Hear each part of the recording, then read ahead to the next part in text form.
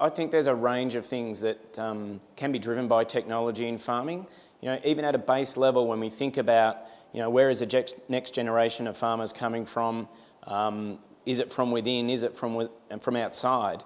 We've really got to get ourselves involved with a broader community of smart, young, diverse thinkers that can actually bring more of a tech focus into agriculture in Australia, and not just in farming, right through the supply chain. So I think the data, the science, the technology in itself has a really broad appeal that can give our industry a real lift.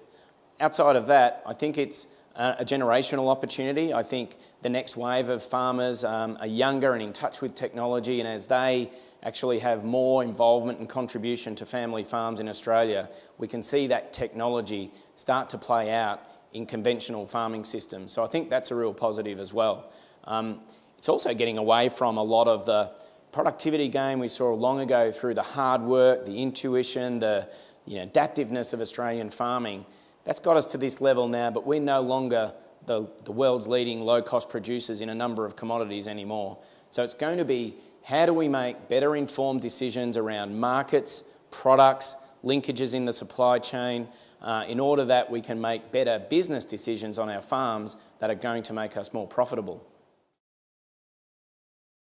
There's some kind of race going on around who can actually deliver the things that within data sets can actually give farmers a real opportunity to make a better informed decision, not just see a lot of data for the sake of seeing a lot of data. There are a lot of clever solutions going around. They're within the Australian marketplace. I think there's a real opportunity to actually promote what is going on in Australia in a much bigger and better way. The extension, the investment in marketing and communications around best practice case studies where technology is already playing a significant role in Australia that is in fact world leading, is a real chance for everyone to catch on to the technology investment phase that is going to take our industry, I think, well into the future.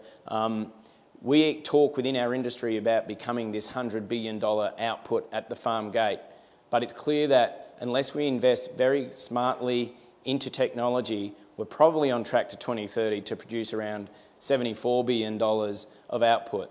Now, that is at a trend capital investment rate of 0.5, which would give us a 1% productivity gain. That number needs to be closer to 1.5 in order to achieve the 3% productivity gain that we'd actually need to get to this 100 billion output number. The financial sector plays a really critical role, I think, in bringing technology to life for farmers and exploring how anything from blockchain or other forms of real-time finance in itself is a powerful tool. I wonder where, within all of this, if everyone's getting paid quicker, where does that stop through the supply chain?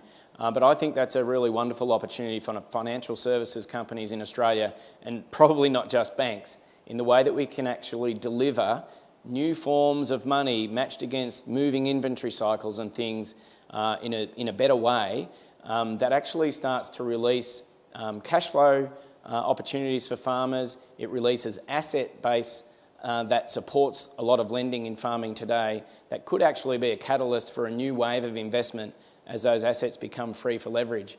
I think the financial side of this could have as big an impact or bigger than the actual efficiency gains that we're seeing at a production level.